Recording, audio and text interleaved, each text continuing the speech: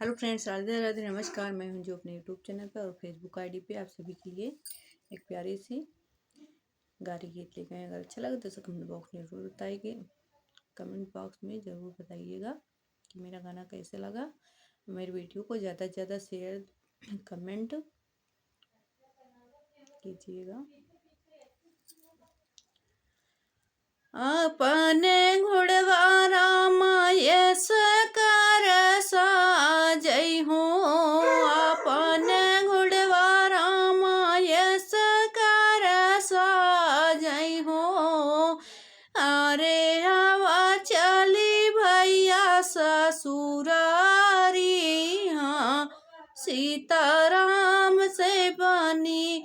हाँ जी आवा चली भैया ससुरारी, हाँ सीताराम से बनी। जाई के पहुँचे जुलहे राजा जनक फूलवरिया हो। जाई के पहुँचे राजा जनक फूलवरिया हो।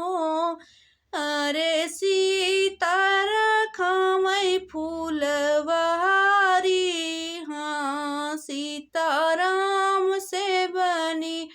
हाँ जी सीता रखमई फूलवारी, हाँ सीताराम से बनी। के करी आयु तू बारी हो दुलारी हो, के करी आयु तू बारी से दुलारी हो। हाँ जी के कई रखायु फूलवारी, हाँ सीताराम से बनी। हाँ जी के कई रखायु फूलवारी, हाँ सीताराम से बनी। राजा जनक जी के बारी रे दुलारी हो, राजा जनक जी के बारी हम दुलारी हो।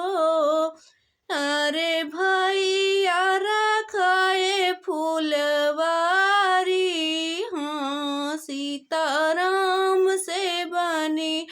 हाँ जी भैया रखायो फूलवारी, हाँ सीताराम से बनी।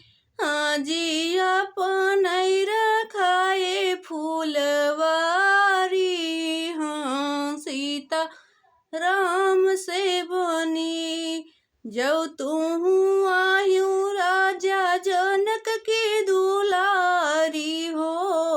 हाँ जी आवा बैठा बगल हमारी, हाँ सीताराम से बनी। हाँ जी आवा बैठा बगल हमारी, हाँ सीताराम से बनी। जब मोरे बाबा कुश सलाई के सकल पई हो, जब मोरे बाबा अक्षत लाई के सकल पई हो। अरे तब बैठब बगल तोहारी, हाँ सीताराम से बनी। हाँ जी तब बैठब बगल तोहारी, हाँ सीताराम से बनी। जब मोरे भैया धनुषिया हो तोड़ी हाई, जब मोरे भैया लाउआ पर छिहाई। अरे तब बैठब बगल तोहारी, हाँ सीताराम से बनी। अरे तब बैठब बगल तोहारी, हाँ सीताराम से बनी। अपन घोड़वा रामा यस कर साजई हो, अपन घोड़वा रामा यस